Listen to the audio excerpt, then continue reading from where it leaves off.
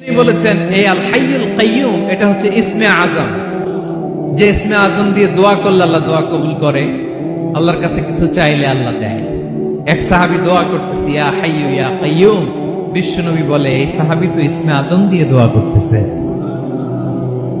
তাহলে দোয়ার সময় বলবেন ইয়া হাইয়ু ইয়া কাইয়ুম, আল্লাহর এই দুটো নাম ধরে ধরে আল্লাহরে ডাকবেন, তাইলে ওই দোয়া কবুল পারা যাবে।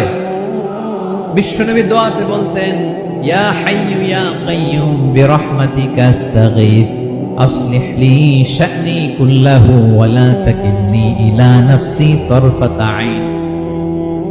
ও হাইয়ু ওয়া কাইয়ুম, ও শাশ্বত চিরঞ্জীব আল্লাহ, আসলিহ লি শা'নি কুল্লাহ, আমার সব কিছুকে আপনি ফিক্স করে দেন, ঠিক করে দেন।